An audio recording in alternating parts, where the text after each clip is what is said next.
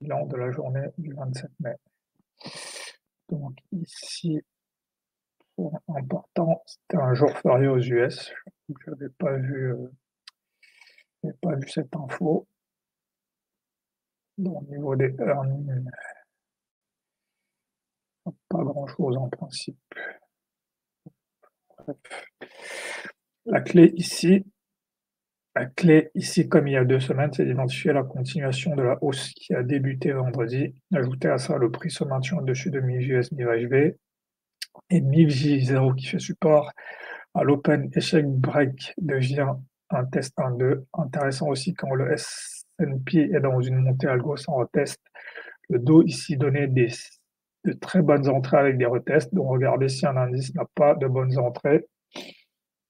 Achat OPH RB MIV-J0, échec break PH0. Ici en fait le S&P était dans une espèce de lockdown trend ou locked-up trend et en fait c'est pas simple. Moi j'ai du mal à rentrer dans ce genre de choses, donc il faut regarder sur d'autres indices.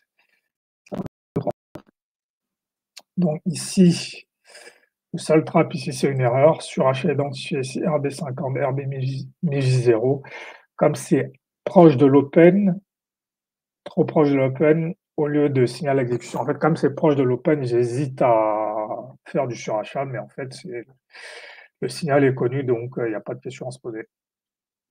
Breakage retest. S'il y a un moment de confusion, breakage retest RB MIV0, MIV0, MIVU, test 1-2 versus échec break H PAJ. Pourquoi ici il aurait mieux fallu acheter Ferié US, vendredi clôture au-dessus de mi-week 0, EU au-dessus de mi-US, mi-HB, mi-0, et achat, le niveau technique, c'est le rebond sur mi-0 et mi-EU, où là, ça devient très limpide. Donc ici, 15h30. Ici, j'aurais pu acheter ici en me disant que voilà, vu le contexte, ça c'est probablement en break, on va aller chercher à JP. Ici, je peux aussi me dire, tout à fait logiquement, que ça c'est un échec de break. C'est là où il y a un moment de confusion en fait. C'est là où il vaut mieux partir sur, voilà, on est quand même dans un contexte de hausse. Là, on évolue au-dessus du milieu du rang de la semaine d'avant. Donc, plus probable, c'est quand même que la hausse continue parce qu'on est dans un bull market. Donc ici, peut-être dû ignorer cette baisse ou même considérer ça comme un dip, ce que j'avais bien fait ici. Voilà. Et ce que je constate, c'est que ici, bah, le plus bas ici, c'est 2, le plus bas ici, c'est 1. Donc, en fait, si j'avais mis un SL sous cette bougie et si j'avais considéré que ce plus bas-là ne serait pas invalidé, j'aurais pu rentrer, même ici, voilà. J'aurais pu rentrer sur cette baisse avec un SL en dessous de cette bougie. Donc voilà. Mais j'ai pas vu bon, j'ai fait quand même une petite étude là-dessus. Il y a de temps en temps, il y a des open hausse où on a un break, on revient et puis on repart à la hausse. Donc, il faut que j'étudie ça sans plus préciser. À partir d'ici, bon, il n'y a pas grand-chose à dire, hein. Acheter ici, acheter ici.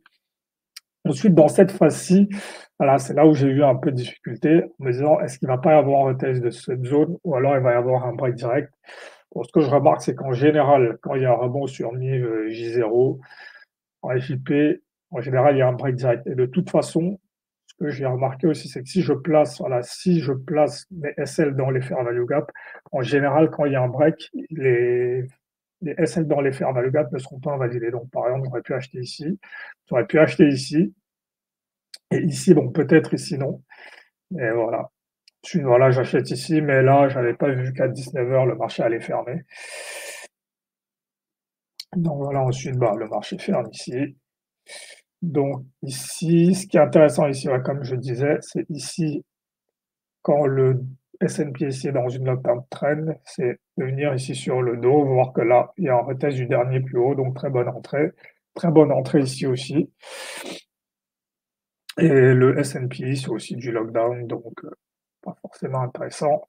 Ensuite, si je regarde en M1, voilà, il y a une première structure ici. Ensuite, il y a d'autres structures qui se forment ici où j'aurais pu prendre des entrées en M1, voilà.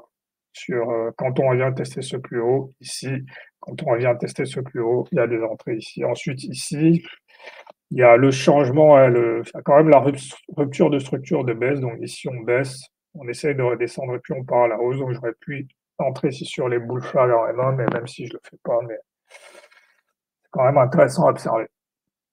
Donc voilà pour cette journée.